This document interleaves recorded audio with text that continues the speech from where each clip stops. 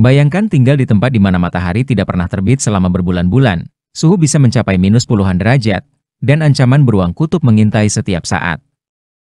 Selamat datang di Longyearbyen, kota terpencil paling utara di dunia, tempat di mana hidup bukan hanya sekadar bertahan, tapi juga penuh aturan unik yang tidak ada di tempat lain.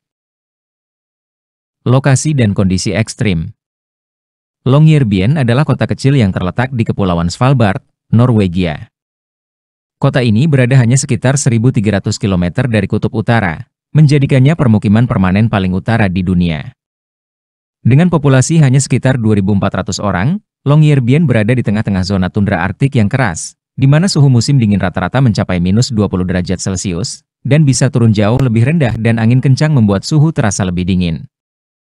Pada musim dingin, Longyearbyen mengalami malam polar selama hampir 4 bulan, dari akhir Oktober hingga pertengahan Februari, di mana matahari tidak terbit sama sekali. Sebaliknya, pada musim panas, matahari tidak pernah tenggelam selama 4 bulan penuh, dikenal sebagai Midnight Sun. Bayangkan menjalani kehidupan di bawah kegelapan total atau cahaya matahari tanpa henti.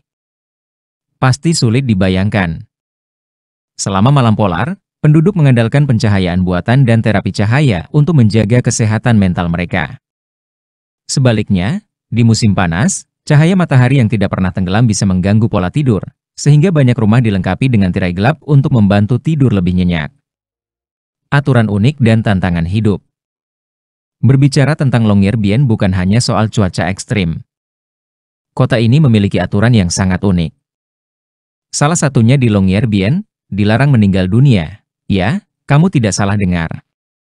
Karena suhu yang sangat dingin, jenazah yang dikubur di sini tidak terurai. Bahkan, virus atau bakteri yang mungkin ada pada jenazah bisa tetap hidup selama puluhan tahun. Sebagai solusi, jika seseorang sakit parah atau meninggal, jenazah akan dipindahkan ke daratan Norwegia untuk dimakamkan. Aturan lain yang tak kalah unik adalah larangan melahirkan di Longyearbyen.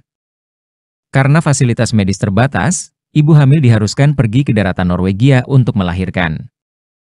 Selain itu, membawa senjata api di Longyearbyen juga menjadi hal yang biasa.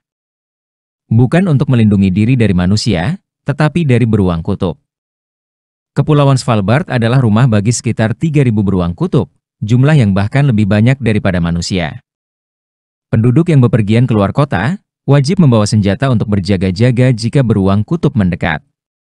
Kehidupan sehari-hari dan pesona Longyearbyen. Di balik tantangan kehidupan tersebut, Longyearbyen memiliki daya tariknya sendiri. Kota ini menjadi rumah bagi komunitas internasional, di mana lebih dari 40 negara diwakili oleh penduduknya.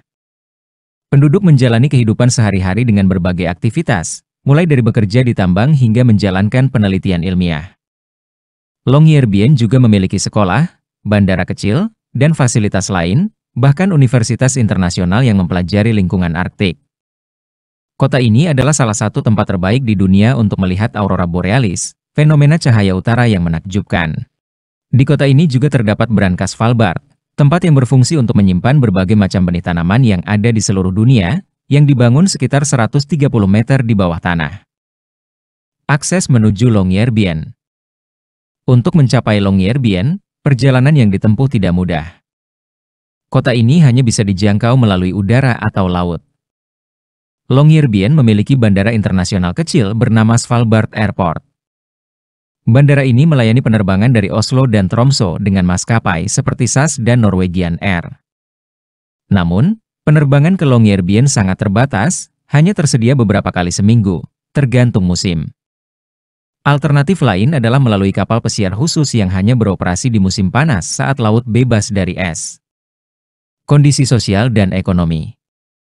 Longyearbyen adalah kota multikultural dengan penduduk yang berasal dari lebih dari 40 negara. Meski kecil, kota ini memiliki sistem sosial dan ekonomi yang unik. Sebagian besar penduduk bekerja di bidang pariwisata, pendidikan, dan penelitian ilmiah. Tambang batu bara, yang dulu menjadi alasan utama keberadaan kota ini, kini hanya beroperasi secara terbatas. Pariwisata adalah tulang punggung ekonomi Longyearbyen, dengan sekitar 40.000 wisatawan mengunjungi kota ini setiap tahun untuk menikmati pemandangan es, beruang kutub, dan aurora borealis. Biaya hidup di Longyearbyen sangat tinggi karena hampir semua kebutuhan termasuk makanan dan bahan bakar harus diimpor dari daratan Norwegia. Masa depan Longyearbyen di tengah perubahan iklim. Seperti wilayah Arktik lainnya, Longyearbyen menghadapi ancaman besar dari perubahan iklim. Es mencair lebih cepat, mengancam ekosistem dan kehidupan lokal. Temperatur di Svalbard meningkat hingga 3 kali lebih cepat daripada rata-rata global. Dalam 50 tahun terakhir, suhu rata-rata telah naik sekitar 4 derajat Celcius. Perubahan ini tidak hanya memengaruhi kehidupan satwa liar seperti beruang kutub, tetapi juga infrastruktur kota yang dibangun di atas permafrost. Permafrost adalah lapisan tanah yang membeku secara permanen di atas atau di bawah permukaan bumi.